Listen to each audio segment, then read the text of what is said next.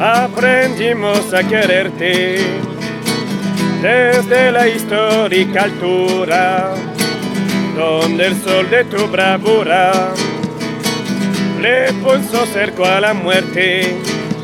Aquí se queda la clara, la entrañable transparencia de tu querida presencia, comandante Che Guevara.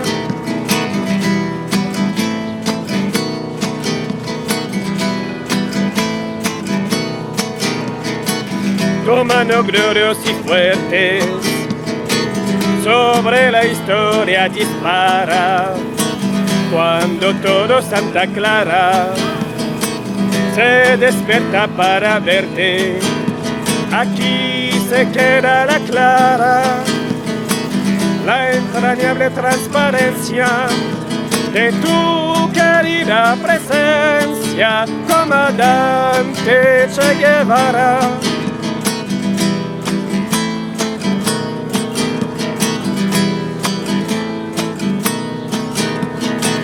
Quieres quemando la brisa con soles de primavera para plantar la bandera con la luz de tu sonrisa.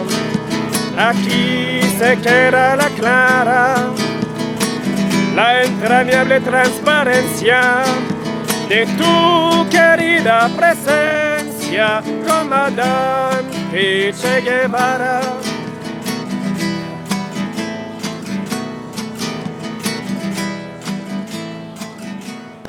Donc, on entendait tout à l'heure dans une chanson le mot liberté. Il faut savoir que les libertés, on en a de moins en moins.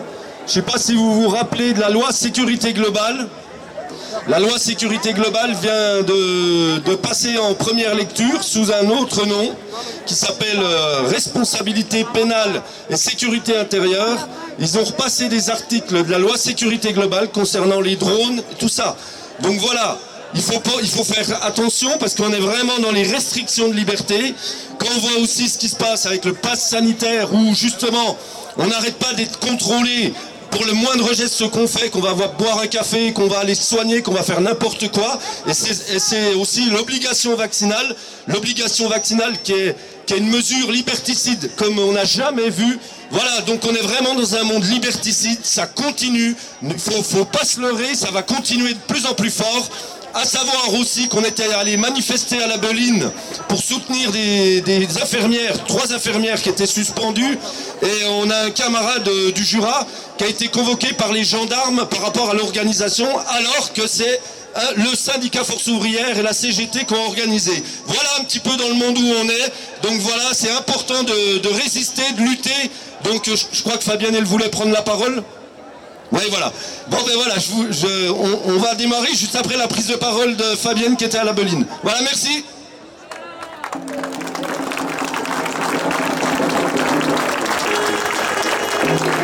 Alors, je voulais remercier toutes les personnes qui se sont déplacées à la Beline, mais pas seulement des personnes de cœur qui nous ont accompagnés dans nos démarches pour faire connaître cet établissement qui souffre également de ce pass sanitaire, de cette obligation vaccinale qui n'a pas de sens. Et encore un grand merci à tous. Je souhaite dire qu'il y a plein de petits établissements qui sont dans ces difficultés-là, des anonymes. Et oui, il faut continuer, il faut se battre pour qu'enfin les choses redeviennent avec du sens. Le sens qui fait défaut à l'heure d'aujourd'hui. Alors merci à tous, merci d'être là. Et il faut continuer à se battre pour nos libertés. Liberté, liberté, liberté, liberté, liberté, liberté, liberté, liberté, liberté, liberté, liberté, liberté, liberté.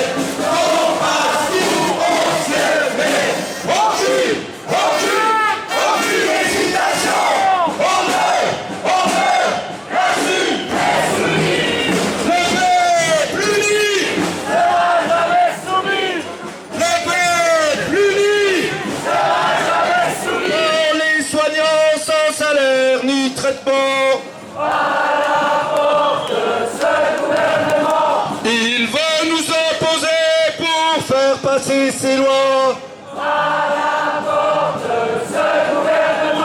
Il casse les hôpitaux, nous prive de liberté.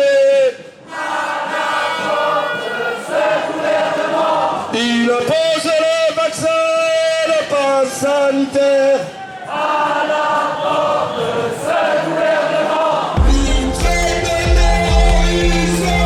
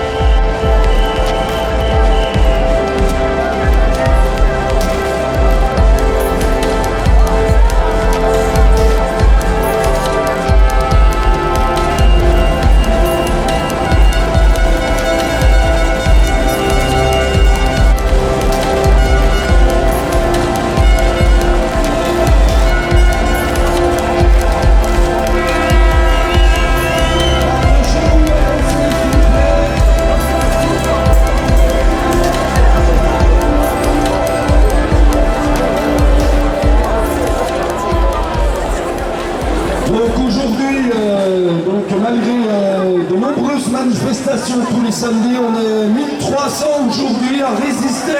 Donc,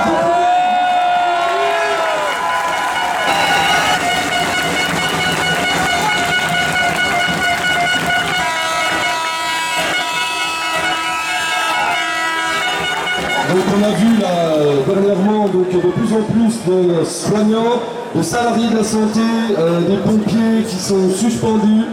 Il y a des abus caractérisés parce qu'il y a des gens qui sont en arrêt maladie et malgré le fait qu'ils soient en arrêt maladie avant le 15 septembre, ils sont quand même suspendus et ça c'est illégal, c'est totalement illégal. Donc ils mettent une pression dingue sur les agents, sur les salariés, et les salariés, les agents, comme ils ne connaissent pas trop les lois, et ben, en fin de compte, ils subissent la pression, et il y en a malheureusement qui se vaccinent à contre-cœur, et comme il y en a qui l'ont dit la dernière fois, ben pour eux c'est un peu comme un viol, parce que voilà, ils ne voulaient absolument pas se vacciner, et quand ils se vaccinent comme ça, de force, ben, voilà, ça fait un peu un effet un peu comme ça. Donc du coup, c'est comme m'a dit un agent de l'hôpital du CHRI qui m'a dit que ça fait, voilà, comme ça, comme si on violait son corps. Quoi. Donc voilà. Donc il y a plusieurs personnes qui vont intervenir, notamment sur cette histoire d'arrêt de travail. Donc je vais lui laisser prendre la parole. Oui. Je vais vous lire une note, je ne vais pas vous lire toute la note de l'ARS, mais Véran va faire un doit faire un rétropédalage sur les arrêts maladie. En fait, les sanctions qui sont tombées sur les soignants non vaccinés en arrêt maladie, il renonce à les sanctionner. Et une note est partie à l'ARS pour informer tous les directeurs d'hôpitaux. Après avoir annoncé en toute illégalité l'interruption des versements maladie pour les soignants non vaccinés, Véran a dû manger son chapeau. Alors que depuis plusieurs semaines, les directeurs d'hôpitaux avaient affirmé aux non-vaccinés que même en arrêt maladie, ils ne percevraient aucun revenu, une circulaire diffusée par les ARS aux chefs d'établissement rétablit le droit. On y verra un signe supplémentaire de la légèreté avec l'équipe actuellement au pouvoir traite les dossiers du pays et les soignants en général. Les soignants non vaccinés ont fait l'objet depuis le mois d'août d'un déferlement de violence managériale sans égal dans l'indifférence générale dont il faudra se souvenir. Cette violence inouïe d'une institution vis-à-vis de ses salariés, ce n'est pas seulement, elle ne s'est pas seulement déployée dans des comportements de harcèlement ponctuel. Nous avons reçu des témoignages accablants sur des chefs, des cadres, interpellant des collaborateurs, des collaboratrices en réunion pour les interroger sur leur statut vaccinal et les humilier sans complexe sur leur refus du vaccin. Elle s'est aussi traduite...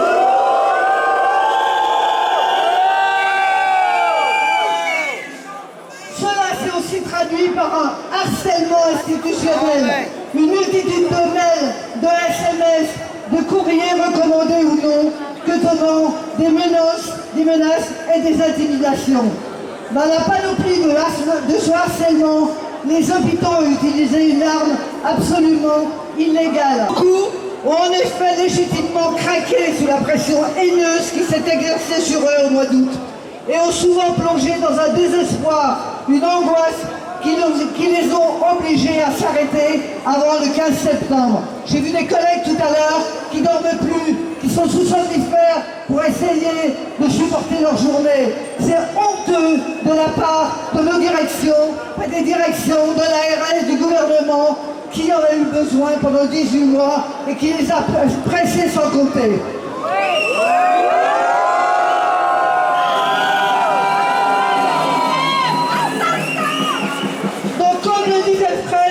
L'interruption des versements maladie est illégale en cas de suspension de l'agent. La règle est simple. Je vous laisse regarder sur le site de l'ARS parce que c'est un peu long. Cette règle vaut pour les suspensions intervenues après le début de l'arrêt maladie mais aussi pour les arrêts maladie qui interviennent pendant la suspension. Une jurisprudence constante prévoit qu'un agent suspendu bénéficie d'une indemnisation de sa maladie. Comme on le voit dans sa capture d'écran ci-dessous, dans la note de l'ARS, le ministère a fait un premier pas. Peut-être d'ailleurs, grâce à nos rassemblements du samedi, où certains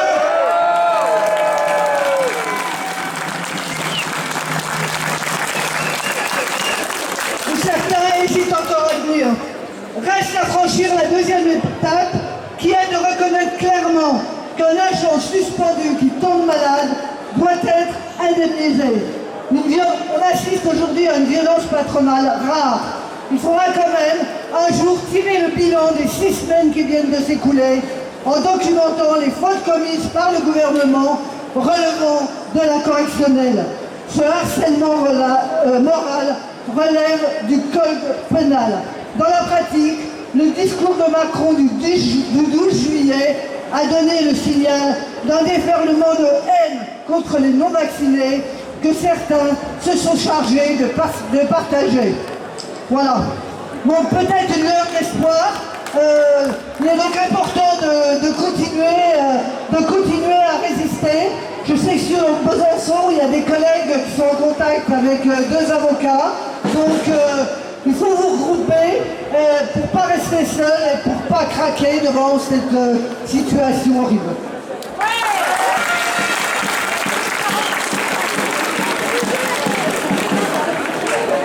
Bonjour à tous. Je voulais faire un petit point historique. Comme on sait tous, il y a eu la première vague sur des sables hospitaliers mouvants et fragiles et ça a signé le début de la crise. A suivi une vague dont on a moins parlé, celle des fermetures de lits et de services, dont un service de 10 lits de soins intensifs. Il y a eu ensuite un rebond épidémique en automne, bien que nous ayons eu davantage de matériel et de connaissances sur la pathologie, qui a ainsi moins dévasté, mais par contre, nous avons assisté à une grosse vague de départ de personnel, dont beaucoup de médecins. La troisième vague, ce fut un départ massif de personnel à la levée du plan blanc. L'hôpital a été saturé de sous-effectifs. Puis ensuite, il y a eu la guerre du recrutement. Oui, car très peu d'embauches, associées à une vague d'absentéisme. Alors du coup, il y a eu beaucoup de rappels aux soignants sur les repos. SOS, encore des arrêts. Recherche infirmière pour les 3 nuits du week-end. Vous en mourrez d'envie, mais essayez, c'est m'adopter. Nous trouverons un service pour vous épanouir. Je vous propose un budget de nuit supplémentaire pour Palme et Tuba pour continuer à nager.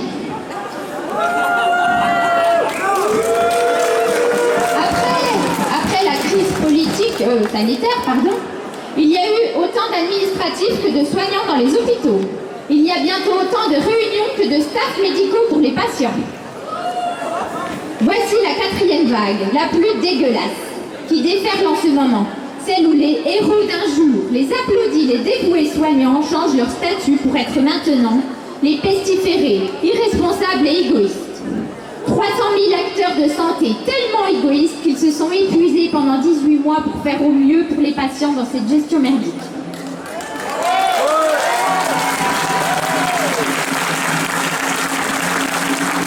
Tellement égoïstes à se battre pour la liberté et l'accès aux soins pour les usagers en ce moment même. C'est qui les égoïstes quand vous suspendez des soignants dans des couloirs? Une dizaine par jour. Depuis le mercredi 15 septembre. Quand une cadre veut faire barrage à une aide-soignante dans son service le 15 septembre. Et d'après l'article « J'en ai rien à foutre » du Code du travail, quand vous refusez que l'on se fasse accompagner par les syndicats, car il n'y a besoin de ni de défense ni de témoin pendant le rendez-vous de suspension. C'est qui les égoïstes quand vous n'acceptez pas que l'on pose des congés comme cela avait été dit? Quand vous permettez de suspendre du personnel en congé maternité, arrêt de travail et accident de travail? Quand vous êtes prêts à mettre des soignants dans la précarité et la détresse psychologique? Statut vaccinal ou pas, nous ne cautionnons pas ces conditions de travail difficiles, ces clivages, ces menaces, ces sanctions, ce n'est pas sain. Vos passes sanitaires, on n'en veut pas. On ne veut pas une médecine discriminante. Vous pouvez faire encore quelques économies en supprimant les postes d'infirmières de coordination. car il n'y a plus de parcours patient quand le patient est refusé dans le hall. Il n'y a plus besoin d'infirmières d'accueil et d'orientation, car les Vigipass, au vu de leur grande expertise et de leur grande formation, vont pouvoir refuser des patients. Mais monsieur, j'applique simplement, je fais mon travail. Vous me dites que vous êtes essoufflé et que vous avez une douleur thoracique. Rentrez chez vous, prenez un Doliprane. Prévenez quand vous serez en arrêt cardiaque, car nous ne contrôlons pas les urgences vitales. Refusons ce qui est en train de devenir la santé et rebaptisons le 15 septembre en journée nationale de l'ingratitude.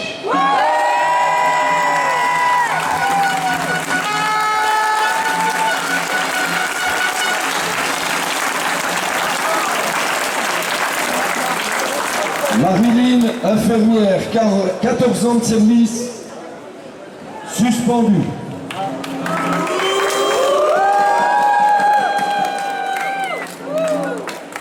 Aurélie, infirmière, 15 ans de service, suspendue. Audrey, infirmière, 10 ans de service, suspendue. Annabella, infirmière, 25 ans de service, suspendue. Leslie, infirmière, 20 ans, suspendue.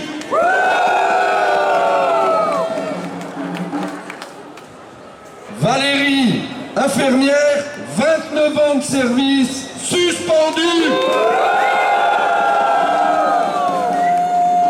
Morgane, ergothérapeute, 3 ans de service, suspendu. Claudine, ergothérapeute, 14 ans de service, suspendu. Céline, infirmière, 13 ans de service, suspendu. François, psychomotricien, mort-né. Patricia, aide-soignante, 34 ans de service, suspendue. Fabienne, infirmière, 28 ans, suspendue. Fabienne, infirmière et 33 ans de service, suspendue. Domicile, 10 ans d'ancienneté, suspendu. Voilà, messieurs, dames, tous ceux qui sont sur les terrasses de ce qui se passe dans votre pays, des gens qui étaient à votre chevet, peut-être au chevet des gens qui étaient malades, de votre famille, voilà l'inactivité, voilà ce qui se passe en France, il faut les soutenir. Donc par rapport à ça, notre syndicat de base, Force ouvrière Conseil régional Bourgogne, Franche-Comté-Bourgogne, a mis en place une cagnotte de solidarité qui sera versée intégralement aux soignants, à tous ceux les salariés de la santé du Doubs qui sont suspendus. C'est sur papayou solidarité.com. Donc voilà, c'est pas les adhérents, c'est tous les soignants qui en auront besoin parce qu'on doit avoir de la solidarité. Voilà, merci.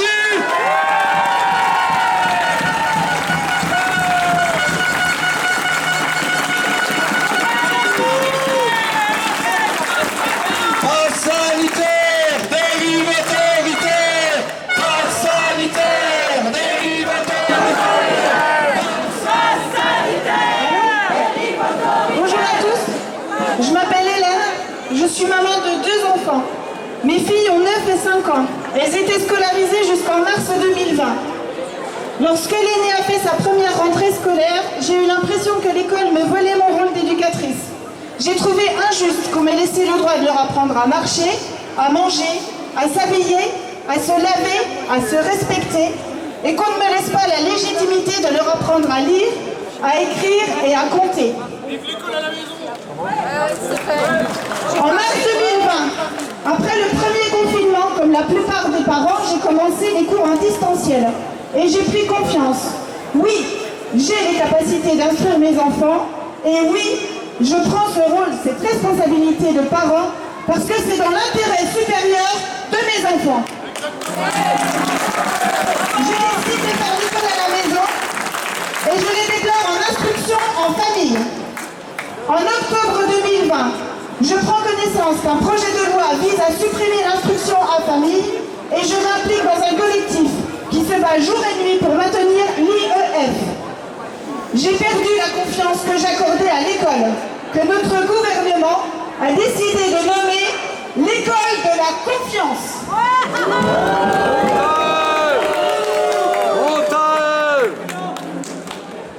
Je vois des enfants soumis à des gestes barrières, le port du masque, le lavage de mains répété, la distanciation sociale dans les classes, dans les cours de récré, dans les cantines. Je suis témoin de discrimination entre enfants. Certains sont anti, d'autres sont pro, mais avant tout, ce sont des enfants qui jouent dans des cours d'école. Un enfant de 12 à 16 ans peut être vacciné sur le consentement d'un seul de ses parents. Mais que fait-on de la vie de l'autre parent? Et que fait-on aussi de l'autorité parentale conjointe? Un enfant de 16 ans peut décider seul de se faire vacciner. Et pourtant, l'âge légal de la majorité est 18 ans. Mais alors pour les vaccins, l'âge légal, c'est 16 ans. Et je ne parlerai pas de l'âge légal du consentement sexuel qui a été abaissé à 13 ans. C'est une même année. Et depuis quelques semaines, j'entends parler de centres de vaccination directement implantés devant les écoles pour cette nouvelle rentrée scolaire. Je n'ai absolument plus aucune confiance dans le système scolaire français.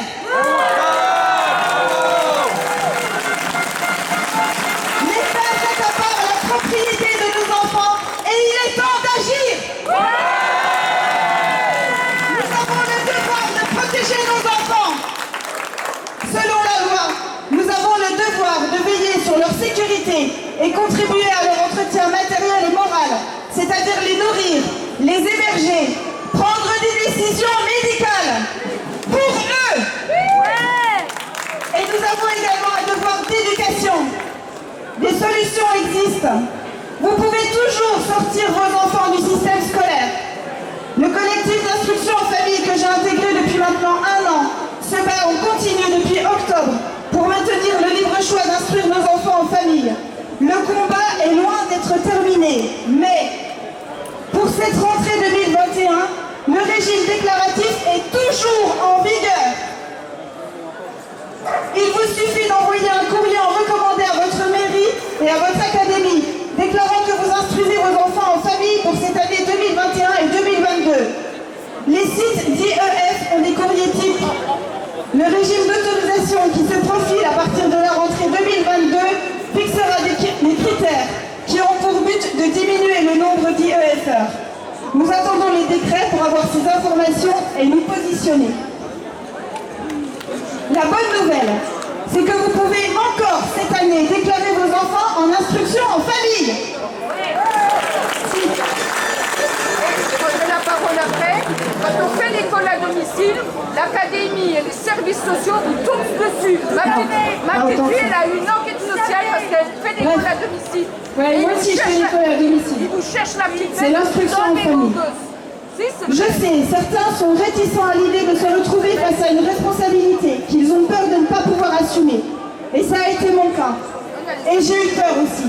Et je me suis rapprochée de collectifs, de groupes Facebook, d'associations locales pour ne pas me retrouver seule avec mes enfants et devant un programme scolaire difficile à déchiffrer. Ces groupes d'entraide nous apportaient des solutions, des méthodes de travail et des relations sociales, autant pour moi que pour mes enfants. J'ai eu peur et j'ai tenu bon. Et ça s'appelle le courage.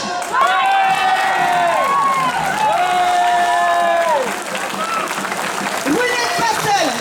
Je pense au collectif d'instruction en famille comme Félicia, Les Enfants d'abord, Naya, Uni et bien d'autres. Je pense au collectif d'enfants au niveau national, Enfance et Liberté, Parents 2021. Je pense aux collectifs locaux, au canal Telegram et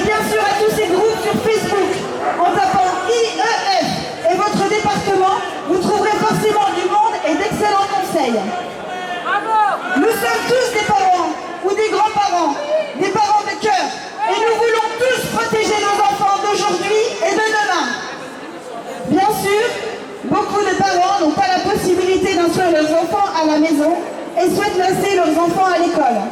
Je vous l'ai dit, je n'ai absolument aucune confiance dans le système scolaire français. Mais j'ai confiance dans chaque professeur, dans chaque enseignant qui incarne et se sent responsable de l'intérêt supérieur de nos enfants face à cette dictature. Pour ces employés rattachés à un ministre du diktat, je lance un appel. Depuis le 2 septembre, ils sont en première ligne devant la folie du ministère de l'Éducation et de son école de la confiance. Ils ont besoin de renforts, ils ont besoin de nous, ils ont besoin de notre soutien. La vaccination obligatoire leur pend au nez. Ils sont toujours seuls dans leur classe. Ils ont besoin de nous, parents d'élèves, grands-parents et parents de cœur. Et ils ont besoin de notre courage.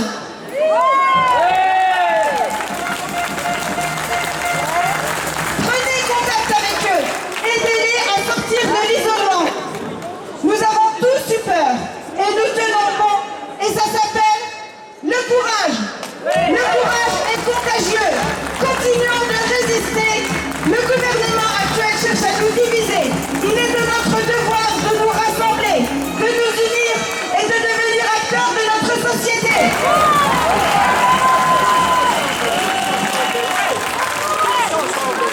Bonjour à tous. J'ai 3 messages à faire passer aujourd'hui. Le premier message s'adresse au personnel soignant, aux pompiers, à tout le personnel. Aujourd'hui, ça fait 10 jours que vous ne pouvez plus travailler. Vous trouvez ça normal? Non! Qui était là au début de la crise? Vous, pas le gouvernement. Qu'est-ce qu'ils ont fait pour vous? Rien! Vous aviez des protections? Non!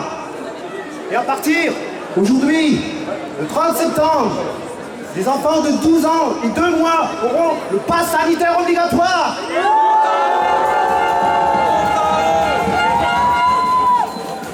Et le 13 octobre, au Sénat, le 13 octobre, le Sénat, il va faire un débat où il va imposer la vaccination obligatoire pour tous. Vous trouvez ça normal? Maintenant, je voudrais faire l'hommage à nos soignants. Je vais demander à tous les soignants de venir vers moi, s'il vous plaît. S'il vous plaît.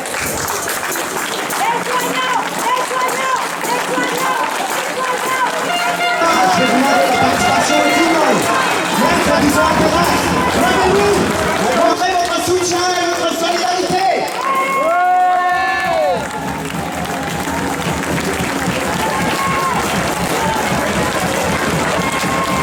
Pour vous faire entendre, je vais demander à reprendre le public islandais. Soutenir le soignant.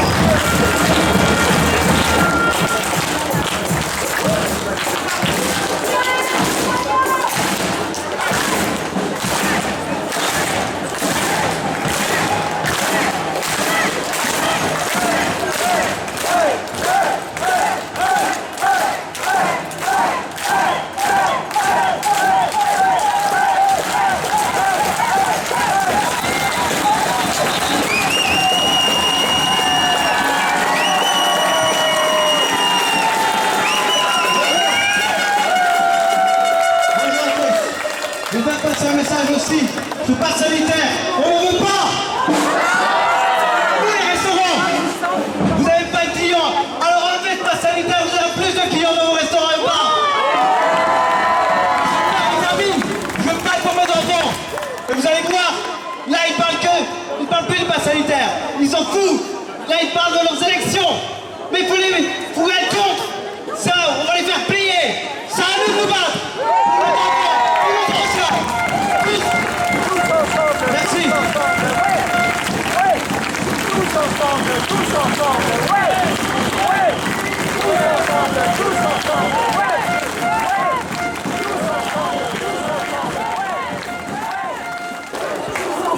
Juste un mot. Un soutien au professeur au médecin Jean-Paul Théron, un médecin généraliste qui a été interpellé chez lui, manu militari, pas avec douceur, qui a été mis en garde à vue 48 heures. Tout ça parce qu'il a prescrit de l'hydroxychloroquine et de l'azithromycine à ses patients.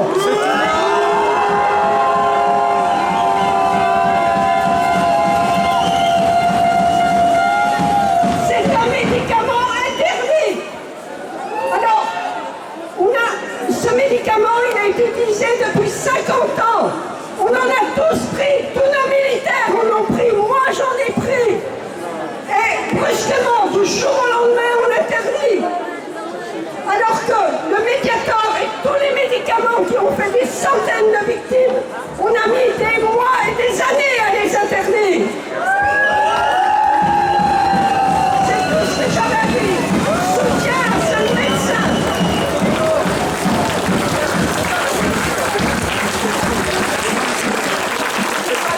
Bonjour à tous. À partir du 15 octobre, les tests PCR vont devenir payants.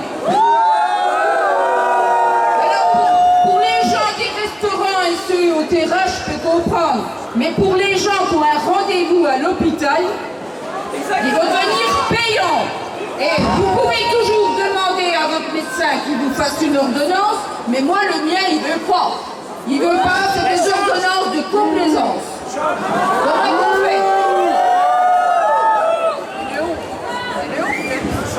on fait? Passe sanitaire, dérive autoritaire. Passe sanitaire, dérive autoritaire. Passe sanitaire, dérive autoritaire.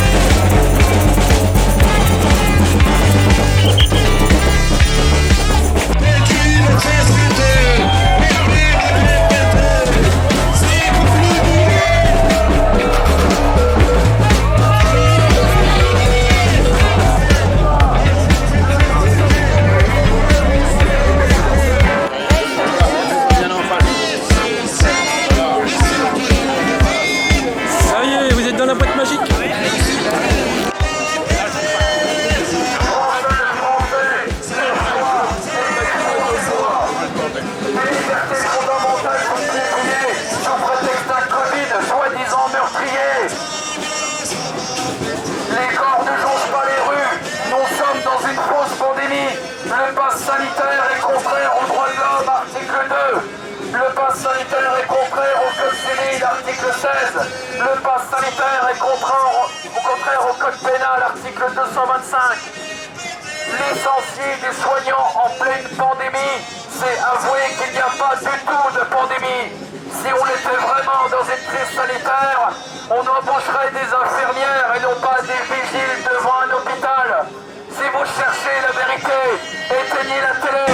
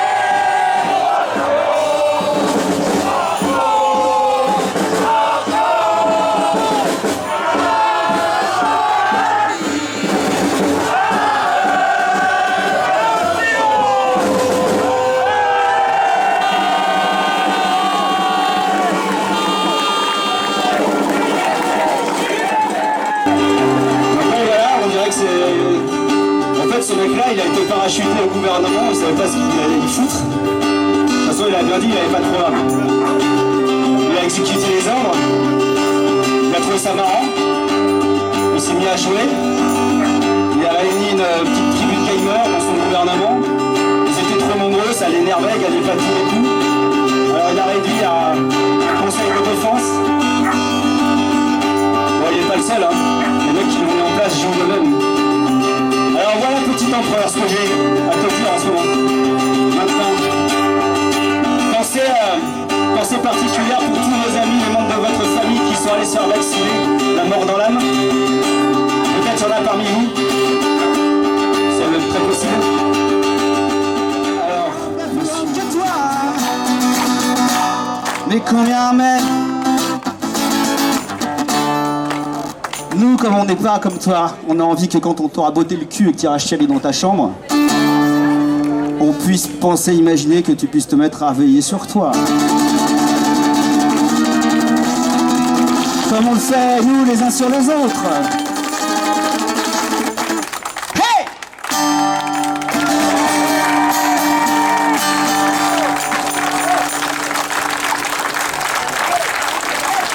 Et je voulais justement répondre à ce que tu as dit par rapport à l'engagement de certains artistes, parce que il se trouve que moi aussi je voudrais proposer des concerts anti-pass sanitaire. Et c'était ça que je voulais dire en fait, parce que j'ai fait une petite vidéo sur ma chaîne YouTube Mathieu Diaz, où je propose des concerts anti-pass sanitaire. Donc la vidéo s'appelle Je propose des concerts anti-pass sanitaire. Et oui, tu as parlé d'Ingrid Courrèges, j'ai vu aussi qu'elle faisait dans tout le pays des concerts anti-pass, donc c'est très très important et tout. Et puis voilà, merci.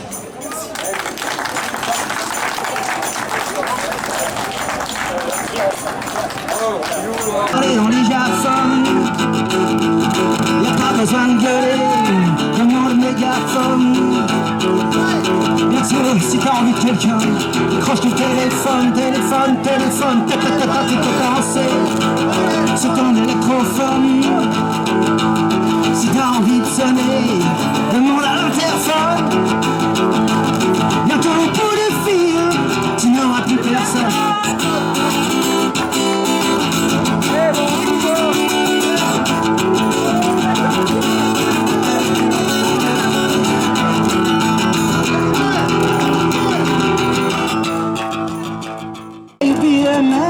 And you will be the leader of a big old band.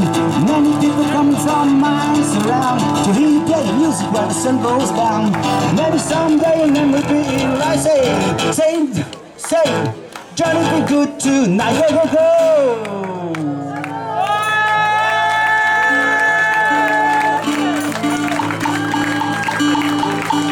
Y'a pas de problème, il faut juste dégager. On ouvre la circulation, donc on va aller sur le parking là.